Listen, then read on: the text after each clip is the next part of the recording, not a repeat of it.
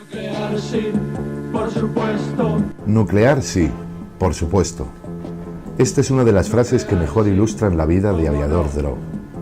La banda futurista madrileña recibe a Tendencias 21 para hablar de música y tecnología, proyectos pasados y proyectos futuros como el supergrupo que han montado con L.K.N. y La Monja Enana.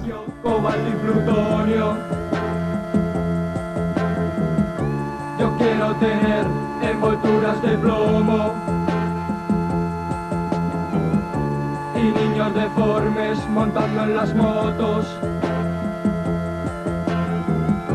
Desiertas ruinas con bellas piscinas, mujeres resecas con voz de vampiras, mutantes hambrientos buscando en las calles,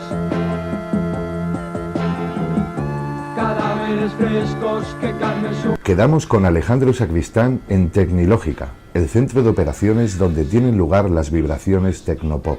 Juan, ¿qué tal? ¿Cómo estás? ¿Qué tal, Alejandro? Pues bien, aquí con la montada, mira, Tecnológica. Pues vamos. Venga, vamos. Zonas calientes del todo arrasadas, cavernas ocultas de playas profundas y valles cubiertos de flores aladas. Nuclear sí, por supuesto. Nuclear sí, cómo no. Bueno, Alejandro, ¿qué tal? Muchas gracias por habernos recibido aquí en vuestro laboratorio, podríamos decir. ¿Qué tal, Juan? Sí, este es como, en realidad es la sede de una empresa de alta tecnología que se llama Tecnilógica, pero para nosotros, para Aviador Dro, para L.K.N., La Monja Enana, que juntos estos tres grupos mutantes de Tecnopop fusionados, formamos Supergrupo. Esta sede es como nuestro refugio atómico. Aquí a veces ensayamos, con Juan, que luego le conoceréis de La Monja Enana, pues preparamos experimentos para luego hacer que los conciertos sean lo más divertidos e interactivos posible. Bueno, porque vosotros en realidad venís de eso, ¿no? O sea, cuando empezó Aviador Dro, Bueno, ya teníais un poco el espíritu de nosotros hacer nacemos... las cosas diferente, ¿no? Nacemos con la tecnología, nacemos de la tecnología. El Aviador Dro, de hecho, es el nombre de una ópera futurista de Balila Pratela, y los futuristas, los músicos futuristas, tenían unos planteamientos estéticos y musicales que no pudieron llevar hasta sus últimas consecuencias porque no tenían los instrumentos que nosotros tenemos ahora, los sintetizadores, o que teníamos en los años 80, y ahora, bueno, después de los sintetizadores, pues vino el sampler, el lenguaje MIDI, la programación de secuencias, en fin, toda la programación de ritmos, algoritmos aplicados a la música, y ese tipo de herramientas tecnológicas, electrónicas, digitales, de software ahora, no solo de hardware, nos permiten crear esa música de síntesis, lo que nosotros denominamos, Biobak-N, Servando Carballar, denominó tecnopop, y esa acepción de esta música se quedó para mucho tiempo, pues gracias a estos instrumentos, y un poco el punto de partida era continuar la obra de los futuristas. No sé qué decir ante esto, pero os lo habéis pasado muy bien, supongo. Nos lo pasamos genial, nos divertimos mucho. Es una de las máximas de Supergrupo y del Aviador Dro, que es aprender mutando, bailar pensando y divertirse con la música y la tecnología unidas. Oye, ¿y cómo fue? Me imagino que conocíais esta gente de L.K.N. y de La Monja Enana de otras aventuras. De hecho... ¿Cómo decidisteis montar Supergrupo? ¿Cómo fue la génesis? Sí. Bueno, de la génesis original de Supergrupo, yo creo que es más apropiado que Biobak y Juan os expliquen cómo fue de Servando Carballar, que es Biobak-N. Y mi código de mutante, porque todos somos mutantes o nos transmutamos, es CTA-102. CTA-102. Que es el nombre... Otro proyecto que era Qué Mutada, ¿no? Qué Mutada, efectivamente. Entonces, esta es la segunda edición de Qué Mutada. Supergrupo es la segunda mutación de qué mutada. Entonces, yo os puedo hablar más de la segunda mutación, pero el origen, yo creo que Biobáquene os lo puede explicar mejor.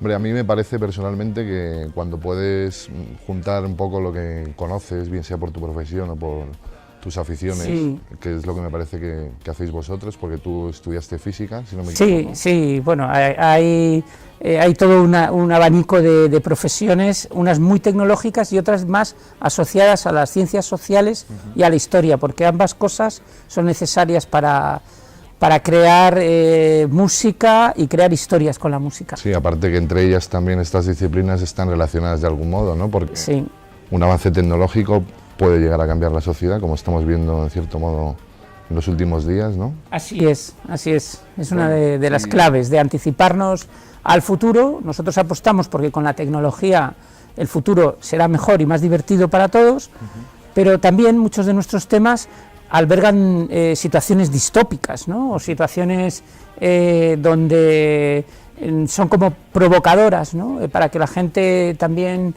piense sobre la tecnología y sobre el sistema, cómo puede utilizar la tecnología, o las personas cómo pueden utilizar la tecnología. Me muero de ganas de conocer a Servando, creo que me va a venir en un rato, ¿no? Sí. Y le preguntaré un poco por el... Viene a vernos, precisamente, o sea que puedes preguntarle por los Residents, por Kraftwerk, por qué le introdujo en España algunas de estas bandas, que no se conocían, hablando por ejemplo de los Residents. Claro, ¿no? Y lo introdujo Servando en España. En esa época además conocer grupos no es como ahora, que bueno...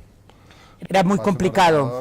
Entras en Spotify y te han hablado de no sé quién, boom, ahí era más difícil, ¿no? Sí, también viajando, explorando... algo más romántico, yo creo, ¿no? Sí. Es decir, me he comprado el disco de tal y irlo a escuchar a casa de un amigo y... Cuando nosotros pensamos por primera vez en crear un sello discográfico, porque por un lado surge como una necesidad, pero por otro lado tenía que ver con el planteamiento internacional de los grupos tecno, sobre todo de los más radicales, de lo que se llama la ola fría, la ola industrial, el tecno industrial, que no tenían a lo mejor una facilidad para grabar y publicar. Entonces, en algunos de estos grupos lo que hicimos fue plantearnos el producir, y de esta manera empezamos a ponernos en contacto. De hecho, y eso es una historia ya de Dro, cuando Dro empieza a distribuir sellos discográficos es porque previamente ya había contactado Servando pues con la gente, con Joy Division, de la gente de la Factory Records y con otros sellos, con Root Trade, etcétera, ¿no? Entonces ahí era como un movimiento internacional y funcionaban las cosas por carta, luego ya por fax y cuando había dinero por teléfono. Claro.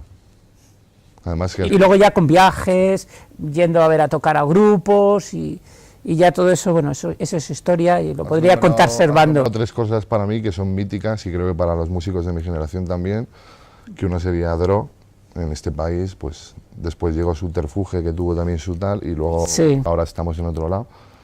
La gente de Manchester, de Joy Division, el periodista Factory, sí. Y Root Trade, ¿no? Y Root Trade, sí. Bueno, pues vamos a ver si pues vamos a ver si viene Servando. ¡Ah! Aquí está Biobáquene. Servando Carballán. Hola, pero ¿cómo estamos? ¿Qué es esto? ¿Has captado nuestra radioactividad? Juan, Servando. Un auténtico placer. El placer es mío, es mutuo. Bien, pues os dejo por aquí charlando de música y mutación. Voy a buscar a Juan. Venga. Vale. Venga, luego nos vemos. Nos vemos luego. Hasta ahora. Gracias, Alejandro. Pues nos sentamos, si te parece, y charlamos un ratito. Muy bien. Encantado de estar aquí hablando contigo, a ver qué me cuentas. Me imagino que mucho tendrás que contar. Hay que hacer arqueología. Tenemos que empezar por el principio, de algún modo. Arqueología industrial hay que hacer. Bueno, cuéntame, ¿tú cómo entraste en la música? Más por un poco lo que me ha comentado Alejandro, de estar ahí con los amigos, con muchas inquietudes humanistas, podríamos decir. A mí me viene de familia biológica, es un problema genético. O sea, mis padres eran actores en aquella época. Yo he actuado desde los 9 años en su compañía. Además, mi madre era fan de Elvis de toda la vida. y tenía una colección de discos importante y una colección de singles que todavía mantengo y bueno, pues teníamos el clásico tocadiscos que se abría y ponías los discos y pues yo recuerdo estar poniendo discos desde los 3 o 4 años. Así que, y de hecho, pues empecé a estudiar piano, clásico, clavecín, y yo lo que quería era un órgano farfisa. Yo tengo uno, por cierto. ¿Tienes un farfisa? Pues yo no he llegado a tener, no he llegado a tener nunca uno, pero bueno, al final conseguí uno italiano, muy baratito, similar, con un sonido similar que es con el que empecé a componer, porque el órgano tenía una caja de ritmos, que eran las primeras cajas de ritmos que salieron, eran para acompañar a los clásicos amenizadores de veladas en hotel, que tocaban un gran repertorio y se acompañaban de una caja de ritmos, ¿no? Entonces, estas primeras cajas de ritmos pues, estaba incorporada en el órgano y es de hecho con la que grabamos, yo creo, las primeras maquetas están grabadas con la caja de ritmos de aquel órgano. Y entonces pues me interesaba la literatura, me interesaba el cómic muchísimo, me interesaba la ciencia ficción. ¿Cómo decidisteis pasar a utilizar por la tecnología? Instrumentos? Esto es una influencia importante de la ciencia ficción. Yo había nacido, prácticamente estaba leyendo constantemente pues, a Isaac Asimov, Arthur Clarke, la hard science fiction, Robert Heinlein, y ellos tenían una visión del futuro muy optimista.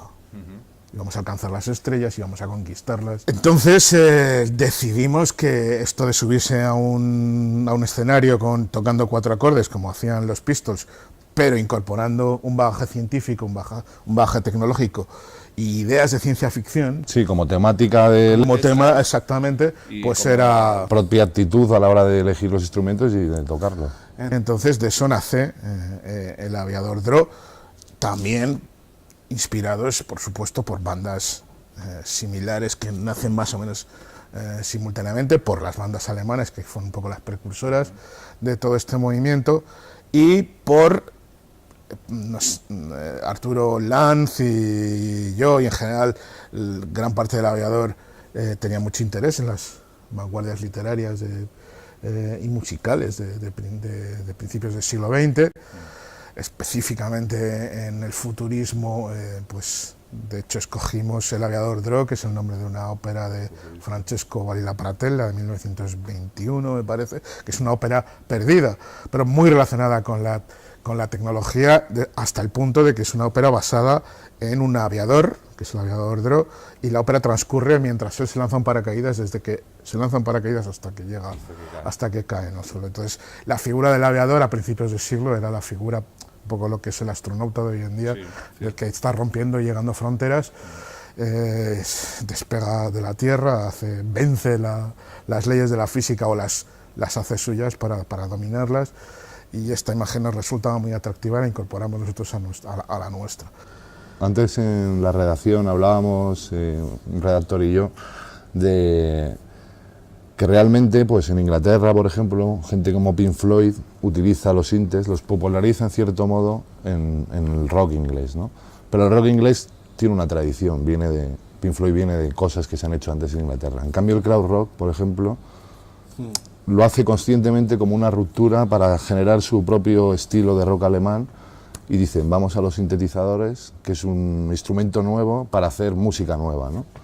Sí, de hecho surge mucho en las son prácticamente experimentos universitarios. Sí. Surgen en las universidades, efectivamente, y premeditado de alguna manera, efectivamente, es una cosa premeditada, ¿no? Entonces, en ese sentido sí, porque bueno, digamos que a lo que a nosotros nos salía primero es estos relatos, esta poesía espacial que hacíamos y tal, pero la decisión de transformar, unir lo que nos gustaba del punk, lo que nos gustaba de la vanguardia, lo que nos gustaba de la ciencia ficción y convertirlo en esto que es el Aviador Dro, pues es una decisión consciente. Claro. Y bueno, a partir de ahí ya pues se va evolucionando hacia un sonido que afortunadamente pues encontramos un sonido bastante propio, ¿no? Porque yo creo que si algo me gusta de todo lo que hemos hecho durante estos 35 años es que tú puedes fácilmente identificar una canción, cualquiera de las 300 o 400 que hemos publicado. Pero hay una imagen también, podríamos decir, ¿no? Sí, de alguna manera sí, yo creo, o sea, digamos que los monos o los uniformes ya lo usaban los futuristas, los usaron Devo, los usaron los Residents, los usaban Throwing Gristle, los usaba Cabaret Voltaire. nosotros en ese momento no veíamos que era una moda, sino entendíamos que al crear, digamos, una imagen de unión en el escenario, dabas una imagen mucho más coherente, mucho más potente, es decir, no somos músicos individuales tocando para componer una partitura entre todos, sino que somos una sola cosa, una gestalt, sí, para derivar y crear este sonido y estas ideas, ¿no? Entonces, esto, digamos, no es específicamente del aviador y no podemos hacerlo nuestro en ese sentido, pero sí que probablemente la argumentación ideológica, hombre, pero como grupo electrónico, en España al menos sí que fuisteis pioneros en esto. En España, por supuesto, sí, pero y como argumentación, digamos, como darle una cohesión, incluso hacer manifiestos y todo este tipo de cosas, sí que hemos sido prácticamente los que más han hecho al respecto de este movimiento en todo el mundo. Porque te habías metido en la movida en el sentido que habíais hecho relaciones con otros grupos, que eso también te llevó un poco a montar DRO, Discos Radioactivos Organizados. Nosotros editamos nuestros primeros 2 singles como resultado de ganar un concurso, el rock del concurso de la Diputación de Madrid de aquel momento, y bueno, pues, pero la compañía que editó nuestros discos pues tenía unas ideas muy raras acerca de lo que querían que hiciéramos, y luego pues hicimos una maqueta de lo que sería luego nuestros primeros 2 álbumes más o menos, pero Alas sobre el mundo, y la presentamos a todas las compañías posibles, incluso hubo un productor, Christophe Magny, productor francés, un tipo increíble que nos produjo las primeras maquetas y las paseó por CBS, por Sony, por EMI, y bueno, pues nadie entendía lo que estábamos haciendo, y además la maqueta era de Nuclear Sea, que todavía no había salido publicada, entonces la gente pues se asustaba mucho.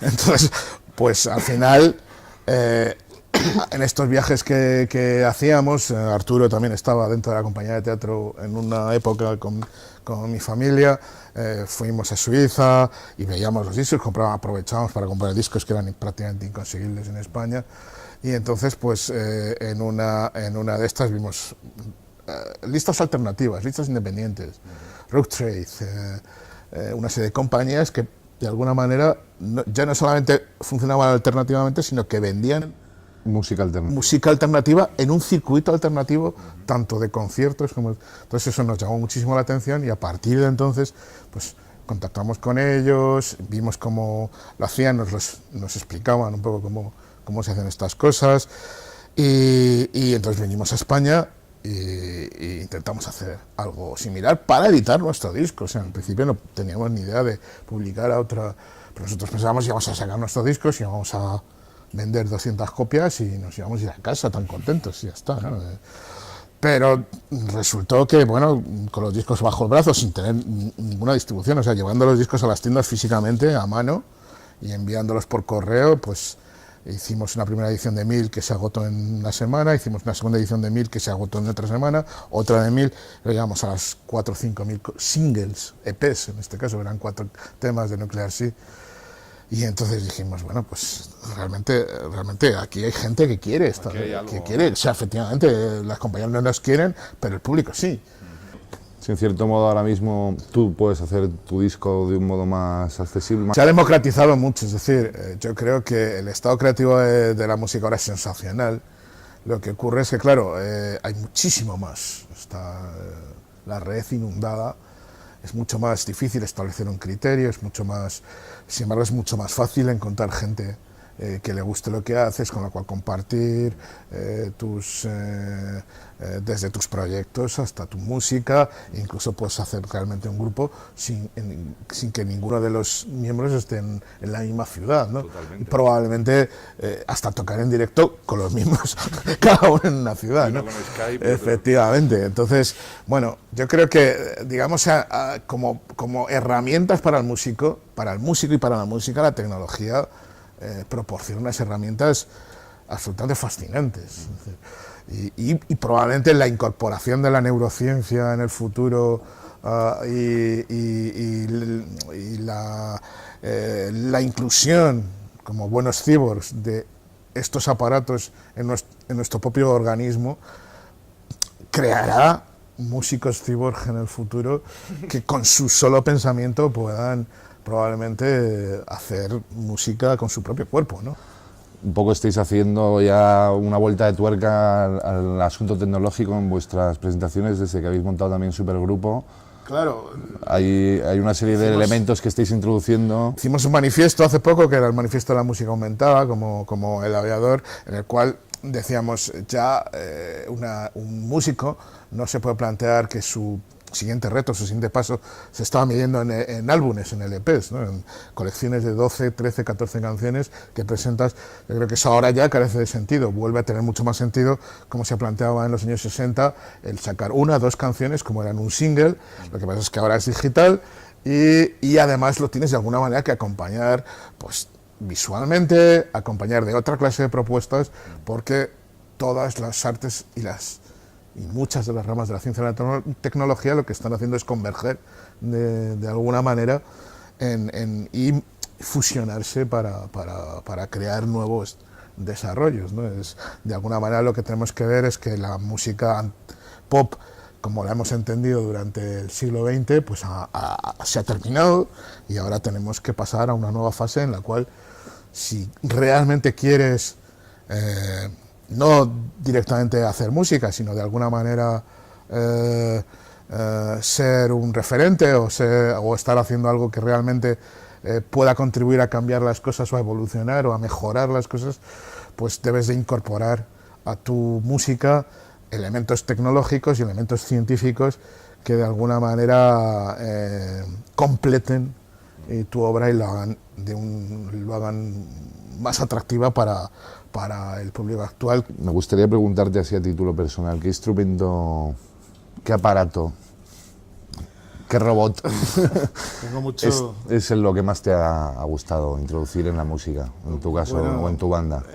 En mi caso fue mi primer sinte, que fue un sintetizador italiano, muy baratito y monofónico, que se llamaba Gen 2000, que no he vuelto a ver nunca más, y que ya no tengo además. Y bueno, de menos, lo echo mucho de menos, es como la mascota que murió y tal, y la tienes ahí su recuerdo, ¿no? Y porque era un sintetizador muy fácil de utilizar en directo, muy peculiar, con unos sonidos muy potentes. Y luego siempre he tenido debilidad por lo que eran las compañías japonesas de Korg y Roland. A mí me gustan mucho también Korg y Roland. Sobre todo porque los graves y la potencia de los sonidos y de los filtros tiene algo muy especial, ¿no? Siempre, bueno, pues ha habido Júpiter, pero no sé, el Juno 60, actualmente todavía compongo con un Phantom, que es una versión de una workstation actual de Roland, y bueno, tengo ese vicio en general por esa marca, ¿no? ¿Y qué mutada? Que más o menos me ha comentado Alejandro hace un rato. Pues en un momento dado nosotros a finales de los 90, principios del siglo XXI, descubrimos a Elecan, que era una banda que a nosotros nos llamó mucho la atención, ciertos paralelismos con gente como los B52 o el Grupo Sportivo, grupos con mucha gente y con esta teatralidad que a nosotros nos gusta tanto, con sentido del humor, que creo que es muy apreciable y que es bueno incorporar de alguna manera también a la música. Entonces, bueno, tanto con ellos como luego con La Monja Nana, con Juan Alonso, que anda por aquí, que estamos en parte de su imperio. Todos teníamos este interés por utilizar la ciencia y la tecnología como una herramienta para nuestra música. Pues al compartir esto, pues de alguna manera lo que llamamos la mutada era que nos consideramos mutantes porque tenemos un deseo de cambiar, y no esperamos a que, digamos, las cosas nos cambien, sino que nosotros peleamos por cambiar nosotros mismos y por hacer que cambien las cosas, ¿no? De la manera que nosotros queremos, ¿no? Claro, es que hay que implicarse de algún modo para cambiar. Entonces a esto nosotros lo hemos llamado mutantes, ¿no? También gente como Devo, la banda de la devolución americana, pues también utilizaban, por un lado, llamaban mutantes de alguna manera a la gente progresista y que quería cambiar y que quería hacer cosas sin miedo a lo que pudiese suceder, y los pasadistas a ellos los llamaban los spuds, los tubérculos, las patatas, ¿no? Oye, pues he estado viendo el vocoder este que tenías. Esta es una de nuestras primeras máquinas. Es una de nuestras primeras máquinas. Pues yo creo que fue el primer vocoder que se comercializó, lo comercializó Korg, que era una compañía japonesa que empezó a editar, a fabricar sintetizadores de bajo coste, con lo cual nos vino fenomenal a todos los punkis que estábamos intentando emular a nuestras estrellas como Ultravox o como Kraftwerk. Pues teníamos de repente máquinas muchísimo más baratas, muchísimo más fáciles, no tenían todas aquellas parafernalias de enchufar toda clase de procesadores unos a otros para, como eran los Moog, por ejemplo, en aquel momento, y entonces con unos filtros muy sencillos y unos generadores de tono, generadores de ruido, y introduciendo una señal que se podía introducir por este micro, una señal de voz con este micro o con un micrófono externo, pues tú tocabas una nota o un acorde de hasta 3, me parece, notas en acorde, y pues podías generar una voz sintética fantástica. Para la gente, para que lo entienda un poco la gente, es lo que la gente no iniciada conoce como voz de robot, ¿verdad? Efectivamente, voz de robot o voz armonizada, efectivamente, estos efectos que se hace con este cacharro, hay que darle una nota y hay que entonar para que suene. No hay que entonar, no hace falta entonar, entona él solo. O sea, tú basta contar la nota, lo que pasa es que, claro, cuando te pones a cantar, de alguna manera tú ya estás entonando, pero si tú, él te corrige, si tú lo haces mal, él da la nota. El del micro Korg, la verdad, me imagino que sí, es la evolución de lo que fue este vocoder. Este amigo tiene 34, 35 años. Pues tiene mi edad, entonces. Pues mira. Podría ser mi hermano. Pues no sé si está libre, a lo mejor te puedes casar con él y tal, yo lo haría. El bajo que me queda un poco muchas ganas, me estoy enamorando por minutos de la máquina esta.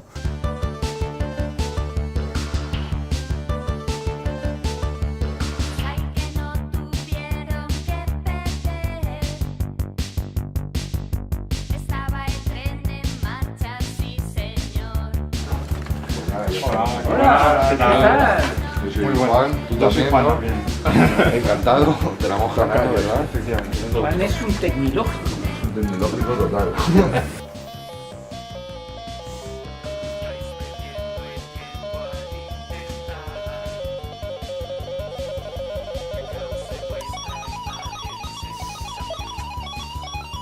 Bueno, Juan, hola, soy la monja Nana, sí. Somos tocayos. Y también estás en Supergrupo, estamos en tu oficina tecnológica, cuéntame un poco qué es lo que hacéis aquí. Pues bueno, somos una empresa de desarrollo, hacemos aplicaciones web, hacemos aplicaciones móviles y luego tenemos una parte muy chula que es lo que llamamos proyectos marcianos, donde hacemos más cosas de... Que son los que molan, ¿no? Efectivamente, que son los más de cacharreo, Internet de las cosas, Arduino, a veces consigo colar algo de sonido también y de música. Como nosotros este reportaje un poco, que somos una revista de tecnología y aquí estamos un poco hablando de música y tecnología. Bien Conservando nos ha contado cómo la tecnología ha sido un poco su identidad musical. No sé si en el caso de la monja Nana lo habéis visto desde esa perspectiva o no. Sí, al final...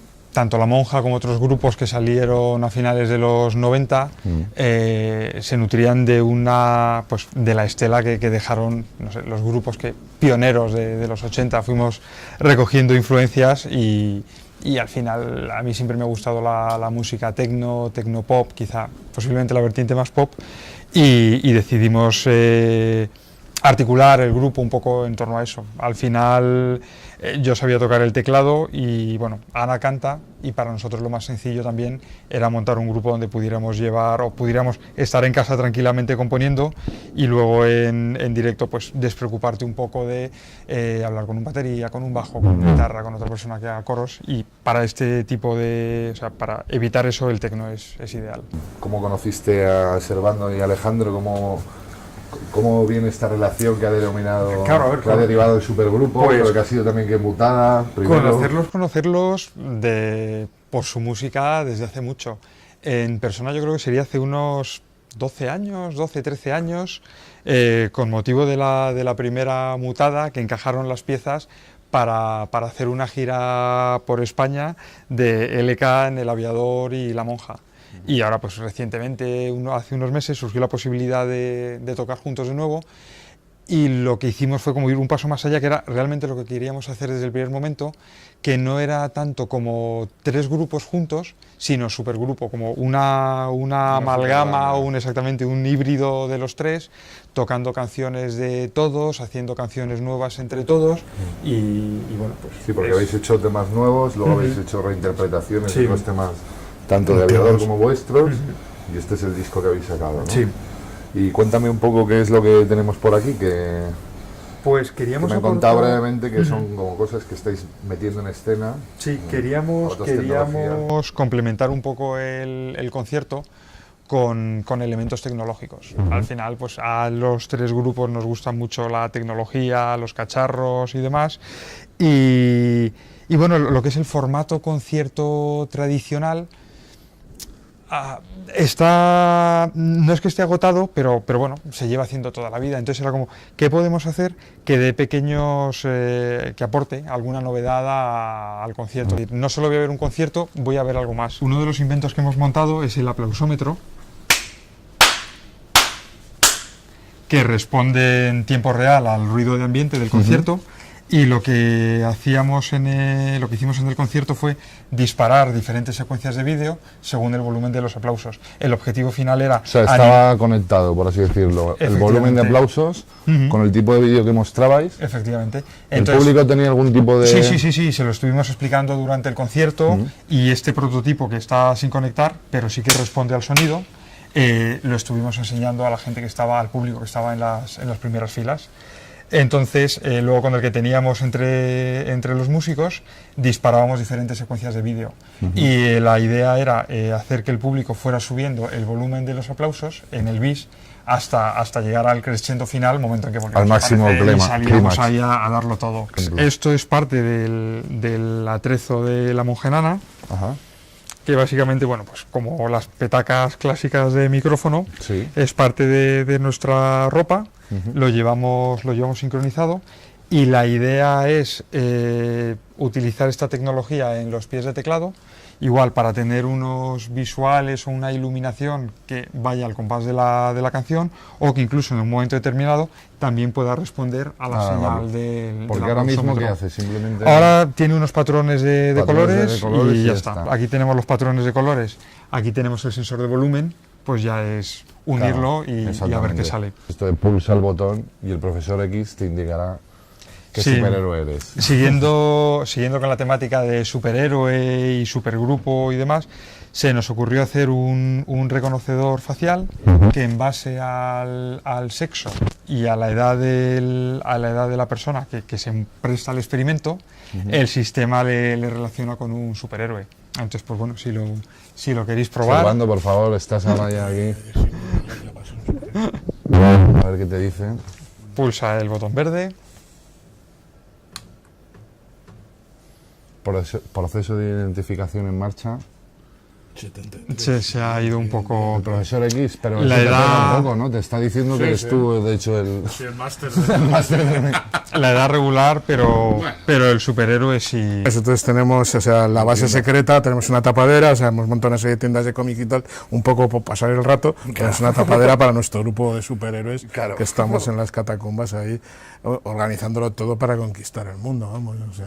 ¿Esto cómo lo utilizáis exactamente en escena? ¿O esto es algo que habéis desarrollado aquí sin más? Bueno, en realidad lo utilizamos también como una estrategia de marketing, porque lo ponemos en el puesto donde vendemos los discos. Entonces también es una forma de atraer al público, es una idea muy buena, efectivamente, claro, de atraer al público hacia el punto de venta. ¿El robotito este? Pues... ¿Tiene nombre? Es el nombre oficial es el Zingamablob, creo recordar. Me refería más si tú le habías puesto un nombre así más... No, José Luis. José Luis. Pues bueno. Hay una corriente de movimiento maker, de hazlo tú mismo, bastante grande, y bueno, pues venden un montón de instrumentos musicales o de generadores de ruido. Te lo puedes comprar montado o te lo puedes comprar, que es lo más divertido, en modo kit, y es coger el soldador y echarle horas y... Entonces, pues bueno, lo has hecho tú mismo, ¿no? Este lo he hecho yo, el diseño no es mío, pero es a partir de los componentes, igual que este otro, que asusta un poco menos. Y bueno, pues es una máquina de ruido bastante curiosa, no sé si la ponemos. Un gato enfadado ahora, ¿no? Sí, puedes controlar diferentes parámetros y de hecho la luz del tentáculo modifica la... Qué bueno eso. De hecho, podríamos probar... Como que al alejarlo el sonido es más grave, ¿no? Me da sensación. Pues claro. O sea, que es este sensor el que realmente está interactuando con la luz. Tiene un generador de sonido que luego la luz lo modula.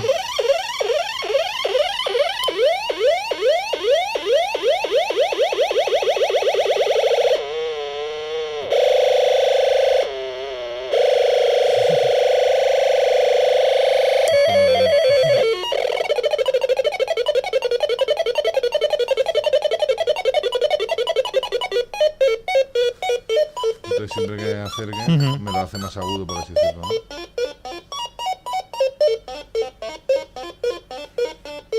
Es el compañero ideal. Sí, desde luego. ¿Qué es exactamente esto? Pues esto es parte de los proyectos marcianos que os comentaba. Hablando con la Biblioteca Nacional nos enseñaron sus fondos audiovisuales y entre ellos tienen discos de cartón de finales del siglo XIX. Entonces, pues bueno, estuvimos hablando con ellos, les preguntamos si podíamos sacar una foto y a partir de la foto tratamos de reconstruir la melodía que codifica el disco. Se lo presentamos y la verdad es que lo fliparon y nos encargaron digitalizar todos los fondos que tenían de este tipo de discos, que eran unos... Que ahora están en la Biblioteca Nacional. Ahora están en la Biblioteca Nacional. Lo habéis hecho vosotros. Efectivamente, y ahora los han colgado en la web y ya cualquiera puede escuchar desde el navegador los... ¿Porque esto es una sola canción? ¿O? Es una sola canción de unos 50 segundos, 60 segundos. Ah, muy breve entonces. Eran pues los singles, los singles de la época, sí. Exactamente el mismo tamaño. También tenemos acceso a... Hemos hecho unos vídeos en 360 grados. Es que grabas con unas cámaras especiales que de alguna manera te sitúan al que pueda, al que reproduzca el vídeo, le sitúan en medio del concierto y tiene opción para girar, digamos, la visión a voluntad en su entorno semiesférico. De manera que puedes seguir el concierto como si estuvieses ahí dentro, es decir, puedes mirar al público, puedes mirar a un músico, a otro músico. Así, con esta 5 temas, eran 7, 6 temas del concierto se grabaron de esta manera, lo grabó la empresa... Transreal 360. Transreal 360. Creo que ya están disponibles en YouTube. Sí. Y en Colors. Y en Colors, sí. En YouTube con Chrome, con el navegador Chrome, sí que lo puedes ver y puedes moverte por ellos tal cual. Pero algo que me había comentado antes Alejandro, si no me equivoco, es que también se puede ver como con gafas de realidad virtual, ¿puede ser? Claro, entonces ya el tema de inmersiones, o sea, lo puedes ver desde un ordenador normal, pero si además le añades unas gafas de realidad virtual, pues entonces es inmersivo totalmente. Entonces nuestra intención es que de alguna manera, si te has pedido el concierto, tú puedes regresar a él como si tuvieses la TARDIS del Doctor Who y volver a asistir a nuestro concierto, e incluso si has estado te ves a ti mismo, lo cual es un aliciente porque no todos los conciertos te puedes ver a ti mismo y compartirlo contigo, incluso en un momento dado hasta puedes compartir opiniones contigo mismo ahí al lado, bailar, pero bueno, bailar efectivamente, entonces y ves cómo quedas, si realmente el traje que llevabas era el adecuado para la velada. Un placer por haber recibido Tendencias 21 en vuestro laboratorio y habernos contado un poco vuestra relación con la tecnología y la música. Así que gracias. Bueno, un placer.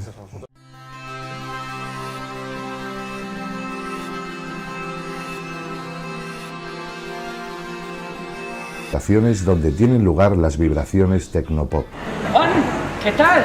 ¿Cómo estás? ¿Qué tal, Alejandro? Pues bien, aquí con la montada, mira. Tecnológica, pues vamos. Venga, vamos. Zonas calientes del todo arrasadas, cavernas ocultas de playas profundas y valles cubiertos de flores aladas. Nuclear, sí, por supuesto. nuclear, sí, cómo no. Bueno, Alejandro, ¿qué tal? Muchas gracias por habernos recibido aquí en vuestro laboratorio, podríamos decir. ¿Qué tal, Juan? Sí, este es como, en realidad es la sede de una empresa de alta tecnología que se llama Tecnilógica, pero para nosotros, para Aviador Dro, para Elecan, La Monja Enana, que juntos estos tres grupos mutantes de Tecnopop fusionados, formamos Supergrupo. Esta sede es como nuestro refugio atómico.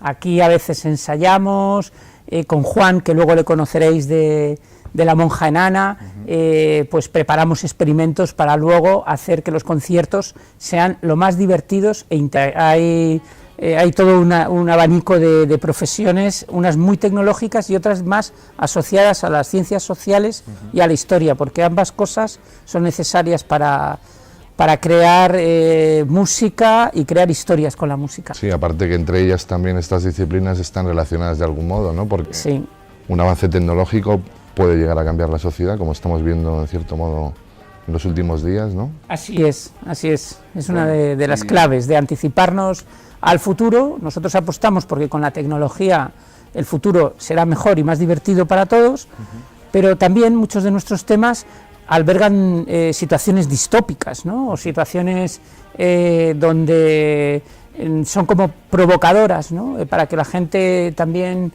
piense sobre la tecnología y sobre el sistema, cómo puede utilizar la tecnología, o las personas cómo pueden utilizar la tecnología. Me muero de ganas de conocer a Servando, creo que me va a venir en un rato, ¿no? Sí. Y le preguntaré un poco por el... Viene a vernos precisamente, o sea que puedes preguntarle por los Residents, por Kraftwerk, por qué le introdujo en España algunas de estas bandas, que no se conocían, hablando por ejemplo de los Residents. Claro, no. Y lo introdujo Servando en España. En esa época además conocer grupos no es como ahora, que bueno... Era muy complicado. No sé qué decir ante esto, pero os lo habéis pasado muy bien, supongo. Nos lo pasamos genial, nos divertimos mucho. Es una de las máximas de Supergrupo y del Aviador Dro, que es aprender mutando, bailar pensando y divertirse con la música y la tecnología unidas. Oye, ¿y cómo fue? Me imagino que conocíais esta gente de Elecan y de La Monja Enana de otras aventuras. De hecho... ¿Cómo decidisteis montar Supergrupo? ¿Cómo fue la génesis? Sí. Bueno, de la génesis original de Supergrupo, yo creo que es más apropiado que Biobac y Juan os expliquen cómo fue de Servando Carballar, que es Biobac N. Y mi código de mutante, porque todos somos mutantes o nos transmutamos, es CTA 102. CTA 102. Que es el nombre... Otro proyecto que era Qué Mutada, ¿no? Qué Mutada, efectivamente. Entonces, esta es la segunda edición de Qué Mutada. Supergrupo es la segunda mutación de Qué Mutada. Entonces, yo os puedo hablar más de la segunda mutación, pero el origen, yo creo que Biobac N os lo puede explicar mejor. Hombre, a mí me parece personalmente que cuando puedes juntar un poco lo que conoces, bien sea por tu profesión o por tus aficiones, que es lo que me parece que hacéis vosotros, porque tú estudiaste física, si no me equivoco. Sí, bueno, a ver, activos, posible. Bueno, porque vosotros en realidad venís de eso, ¿no? O sea, cuando empezó Aviador Dro, ya teníais un poco el espíritu de... Nosotros nacemos... de hacer las cosas diferente, ¿no? Nacemos con la tecnología, nacemos de la tecnología. El Aviador Dro, de hecho, es el nombre de una ópera futurista de Valila Pratela, y los futuristas, los músicos futuristas, tenían unos planteamientos estéticos y musicales que no pudieron llevar hasta sus últimas consecuencias porque no tenían los instrumentos que nosotros tenemos ahora, los sintetizadores, o que teníamos en los años 80, y ahora, bueno, después de los sintetizadores, pues vino el sampler, el lenguaje MIDI, la programación de secuencias, en fin, toda la programación de ritmos, algoritmos aplicados a la música, y ese tipo de herramientas tecnológicas, electrónicas, digitales, de software ahora, no solo de hardware, nos permiten crear esa música de síntesis, lo que nosotros denominamos, Biobac N, Servando Carballar, denominó Tecnopop, y esa acepción de esta música se quedó para mucho tiempo, pues gracias a estos instrumentos, y un poco el punto de partida era continuar la obra de los futuristas.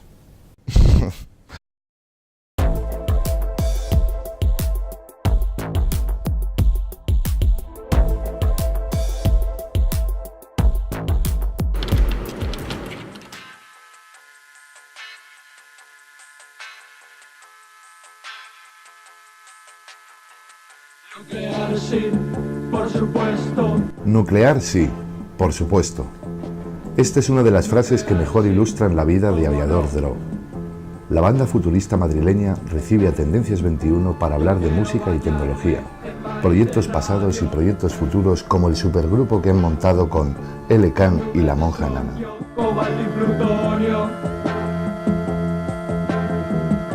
Yo quiero tener envolturas de plomo y niños deformes montando en las motos. Desiertas ruinas con bellas piscinas, mujeres resecas con voz de vampiras, mutantes hambrientos buscando en las calles, cadáveres frescos que carmen su... Quedamos con Alejandro Sacristán en Tecnilógica, el centro de operaciones